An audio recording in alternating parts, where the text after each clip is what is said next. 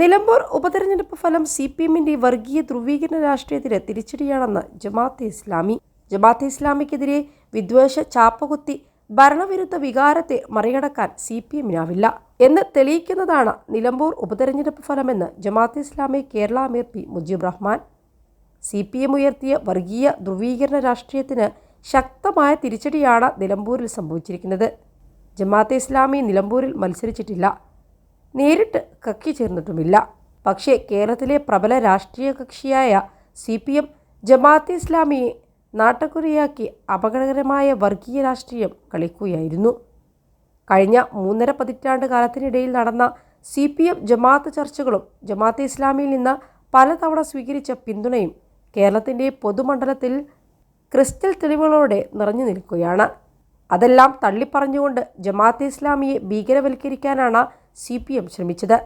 21 ലക്ഷത്തോളം സന്തുഷ്ടരായ ഉപഭോക്താക്കളും 2 ലക്ഷത്തോളം തിമിര ശസ്ത്രക്രിയകളും പൂർത്തിയാക്കിയ മലബാറിലെ ഏക കണ്ണാശുപത്രി Al Salama eye hospital road, Perinthalmanna.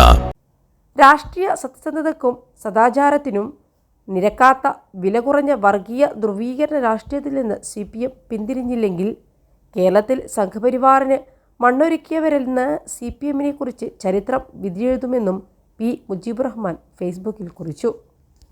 Nilambur ഉപതെരഞ്ഞെടുപ്പിൽ LDF സ്ഥാനാർത്ഥി M സ്വരാജ് വൻ ഭൂരിപക്ഷത്തിൽ ജയിക്കുമെന്നും UDF ജമാഅത്തെ ഇസ്ലാമി സഖ്യത്തിനെതിരെ നിലമ്പൂർ വിധിയെഴുതുമെന്നും MV ഗോവിന്ദൻ ചൂണ്ടിക്കാട്ടിയിരുന്നു.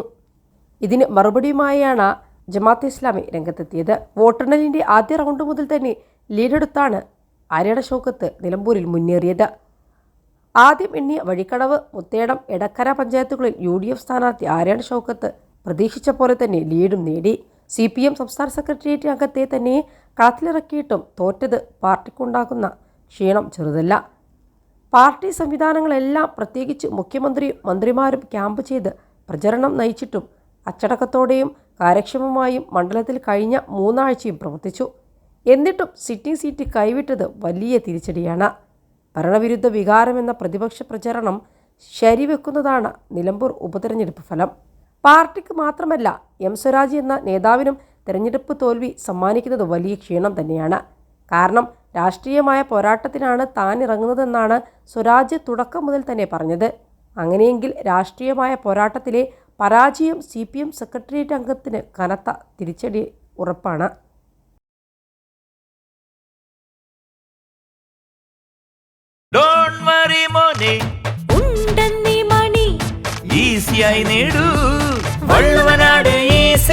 ആവശ്യം ഏതുമാകട്ടെ, പണം ഞങ്ങൾ തരും.